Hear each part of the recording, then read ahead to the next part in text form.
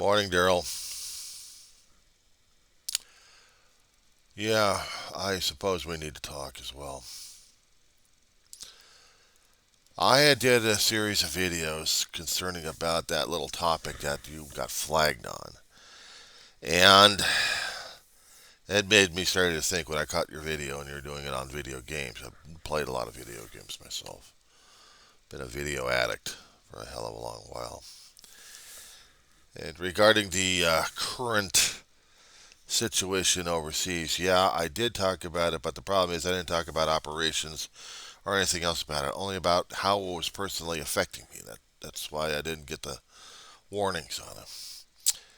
But you gave me a pause, and I'm grateful for that. Because the other videos I've got are ready to be posted, but not just yet. I'm not deleting them. I'll probably put them as unlisted, where people won't get access to it, but only I will. They're not talking about operations, but they are talking about my brother and his history. And I have to talk about my brother and his history and also my family history on there and post it on my video because it's part of me and my legacy. It's also part of my lifeboat. You mentioned about video games. Dig Dog, that's a good game. I like the music on the damn thing. I remember when Pong came out. I remember when Pong came out. Atari was trying to make this into a big, huge thing, and it probably was because nobody ever heard about a video game. They heard about pinball. Pinball had been around for a long while. Mechanical ball dealing on a slanted slope, getting hit, and trying to get into different sections where we can get actually where we can get points off of it bouncing or off of different things and different rubbery things and more of the paddles and lights and sirens and everything else. I mean, it was pinball was it, dude. Pinball was the game. Struggle, finesse. The ball was at your command, and you were trying to get the highest score before the game reset itself. Or, worse off, when you start tilting the damn thing, you shut the whole game down for a while. Oh, I did that once or twice, or I lost count. Shake it too much, and the pinball just stops working, and the ball comes down. You're like,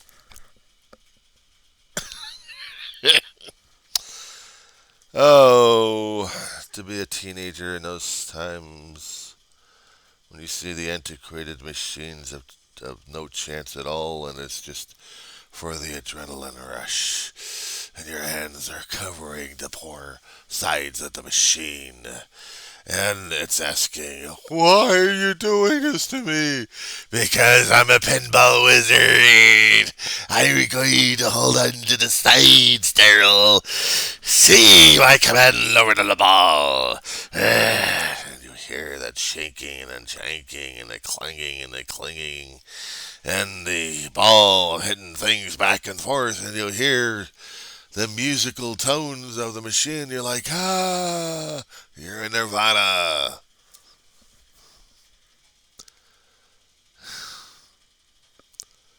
And then there came the digital age. Oh, the digital age. Shall we play a tune, matey? Shall we play a tune, matey? Many a time back in my youth, I had spent in front of a damn computer screen. I didn't know what the hell it was, just a television screen with all these lights and things and going across. Did I ever understood that in my youth, I'd be caught up in this insanity called video game addiction? But they didn't see it. They didn't know it at the time. It didn't exist. They still consider it a gambling. You're gambling for something. You're gambling for something. And if we understood about gambling, my friend, That means you're trying to get something for nothing, or betting it all to get something. And you're losing it all at the same damn time. The house wins. In the video games, the house always wins because we're dealing with lights and sirens and sound effects and special effects, and they drive you crazy.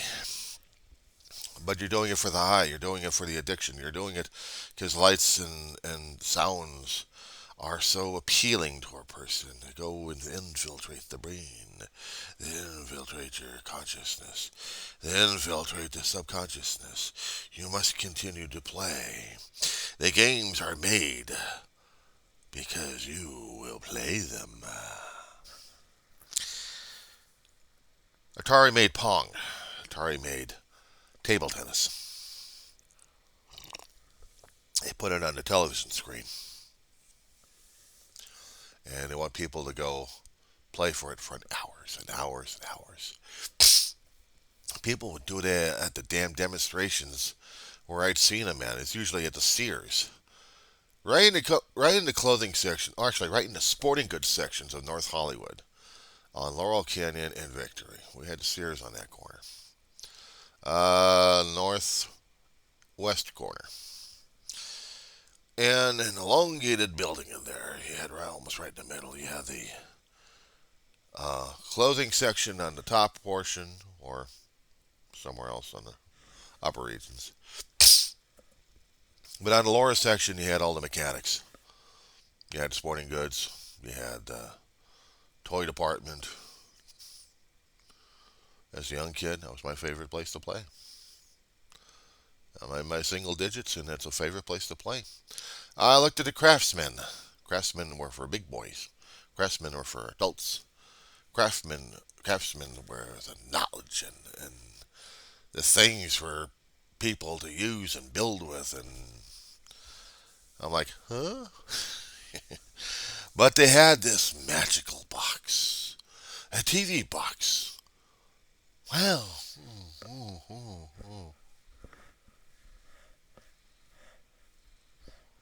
Mesmerizing, isn't it? Johnny, what are you doing? I'm drooling. Johnny, Mama, I want. We can't have that. Mama, I want.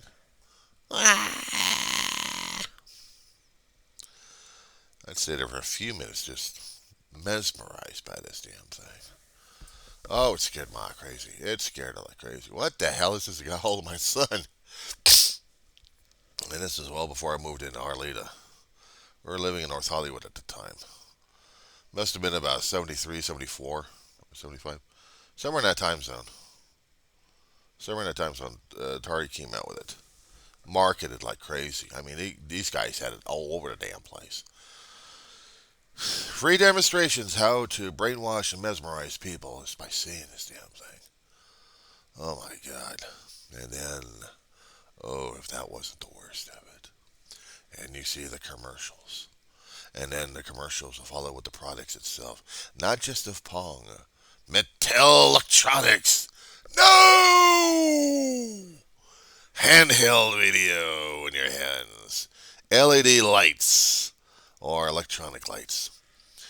Programmed in a way where you're either battling it out with the gridiron, you're battling it out on the hockey, you're battling it out on the courts, and your thumbs and your fingers are holding on to this magical box of lights in weird programmed ways. Still mesmerize you. Gets even worse. You have games that had slide-in cartridges. Microvision! This time it gets even worse with these things. It's a long-ass game like this big here. Skinny little sucker with a tiny little screen that captures an imagination. And these cartridges that they jam into here and click. click right into the main CPU of the machine. They got a knob and they got a touchpad. And you're constantly using the knob and you're touching the pad like crazy and you're playing the games on there. And Blockbuster was the main game for me to play because I became a video game nut. Yes! I know Halloween's over, but still I gotta do the laugh anyway. I had Blockbuster. It was mine. You can't take it away from me. It's mine. Do you hear me? Just give me my damn 9 volts and I'll be happy with this damn thing. So growing up as a kid, I had Mattel electronic basketball game. And my thumbs were killing me all the damn time. As I see these little lights on the screen going, do do do do do do do do do, trying to get the ball into the hoop, get the ball in the hoop. Gotta get a strategy. Gotta get a strategy. Yeah. Oh my God! Switch from a damn book nerd into a damn computer geek. Oh no! A video game nut. Total addiction on these damn things. Oh my God! You couldn't even you go to school with that damn thing. What do you got in your back pocket? What are you doing in a game? You got the. You heard about the voices at on Charlie Brown cartoons? That's what I heard. Until you had this large ass hand grab your game and take it away from you. Ah! You'll get it after class or after semester. Whoa. And I'll tell you, parents. Ah! Oh, the addiction of it all, my friend. But now the full-size nation begins. Oh, favorite pizza potter, Daryl, where you get your magnificent creations of your taste buds' delight. Oh, yes, Mr. Daryl. They were there, standing in a corner, waiting to be used, hungry for your quarters and your time. You must have them. You must play them. You will be a master to them all. Mom, please, one more quarter. Johnny, you already put in $1 already. We can't afford any more. Mom, please. Johnny, get away. Dave, move your brother. Ma, what do I have to do with? Because you're his brother. That's what I said so. Get him out of there. Come on, John. Let's move. But Dave! Don't argue with me. Food's here. Oh, good. Pizza. And you know what tonight is? What? Well, they got the guy with the piano. Oh, good. We're at Shakey's Pizza Parlor on Laurel Canyon, right by Chandler.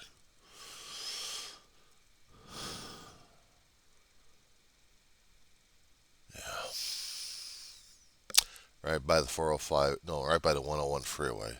Was it Chandler or was it Oxnard? Oh, hell.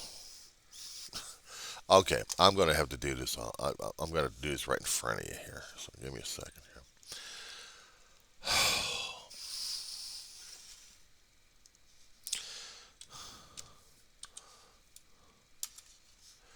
Uh, Give me a quick second of your time, my friend.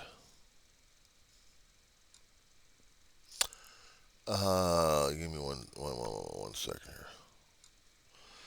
Yeah, I have to. I have to do this.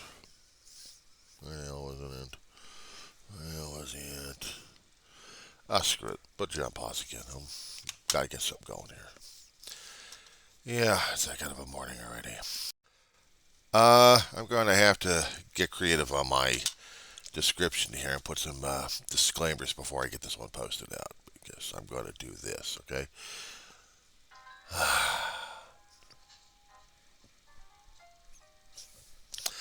Thank you, Vivaldi. Vince Guaraldi, who did the music.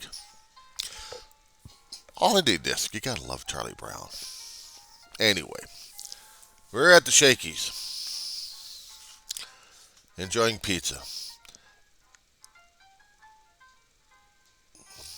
Sound down. What I'm doing right now is trying to get into the map of North Hollywood.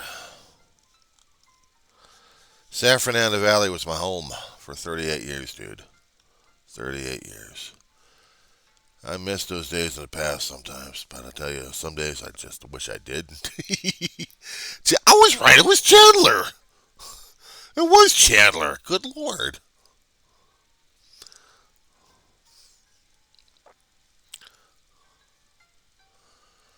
But was it on Lancashire or Laurel Canyon? It had to have been on Laurel Canyon. It had to have been. Come on, it had to have been on Laurel Canyon because it was right by the freeway. I remember that much. Holy crap. Hold on, layers. I need to see my neighborhood. Where the fuck was it? Burbank? No. Burbank? Was it Oxnard? Where the hell was it at? Wait a second. Oxnard? Let me see. I know they changed a hell of a lot in the area over the decades, man. It drove me crazy.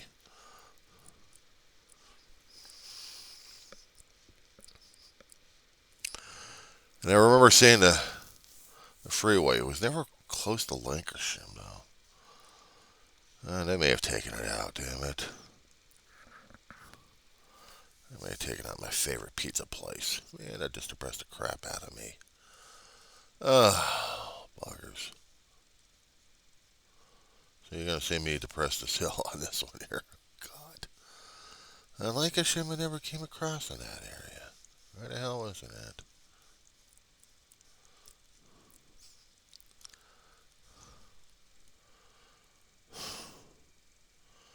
Well, Chandler is using it as the bus thing for a long while now. I guess they did tear it apart. It was a gas station at one time. I hate it when neighborhoods change so much that I can't even recognize the damn place. I can't even recognize the major streets or the landmarks because they've built things up throughout the decades that just threw me ass off. Okay, so it was Chandler. All right. It was Chandler. I was just looking at the wrong area of it. Okay, here we go. Okay. Google Maps. You got it? Put it on your phone or your computer and just look at it. In the search engine, type out Shakey's Pizza Parlor, comma, North Hollywood.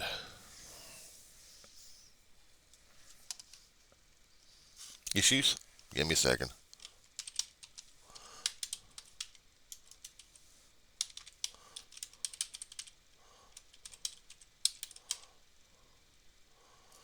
Now, if you type it in, I know you're in Maine, so it's not going to probably. But out here, Shakey's was the pizza parlor. It'll probably give you Laurel Canyon Boulevard. If it does that in the search engine, click on Laurel Canyon Boulevard. And for me, it pops up with the red mark being tagged. It'll give you some information about the neighborhood currently. Back then, we didn't have that much buildup of the area. It's not in the corner areas anyway, and there was stores and things that I remembered, but gone long ago. But Shakey's Pizza Parlor continued its facade, red building, and inside this red brick building, old time pizza, long ass wooden tables back then with wooden benches. And you ate pizza. You had these big, huge pizza pans. Sometimes delivered to you, or you had to bring that damn thing over there anyway. And you had to come back to get your drinks. Pictures full of soda. And while we had this, there was on one side of the place, on the north side of the building, you go into the entrance, and There's the main eating area. The left-hand side is the cooking area. And you get to see the action. You get to see it all, how your pizza's made and how it's been delivered. Oh, God, it was wonderful. In the main area, rows of the tables. Maybe in some cubicles for people to eat in. But in the main area, that was the place to be because right on the right-hand side of it at the end of the building, you had the piano, the player piano, which will turn into a regular piano. And a guy who knew how to play these things because on Friday nights or Saturday nights, one of those two, there was this projection machine and it played old movies. Oh my God. 20s and 30s comedies on this damn thing. It's family night. In the middle of it, they had this stage made of brick, red brick. People can stand on it, and this is where the piano player would be. And they would have to drop down the screen. He had these foam hats that said Shakey's logo on it. Looked like outside logos on them. And employees would wear them, and people would wear them inside. I wish I hadn't destroyed my damn thing. I was a very destructive kid during those days. But you got video games. Far corner that they had. 3 or 4 of them. Waiting. One of them is called Starship. Based off of the Enterprise. Battling warships and doomsday machines and other things. Oh my God, I was an addict on those damn things. Daryl, I was nuts. I was nuts on those damn games.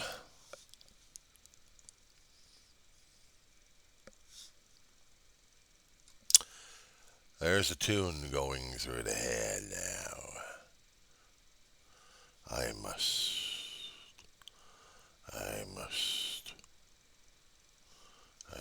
play them. 1 second.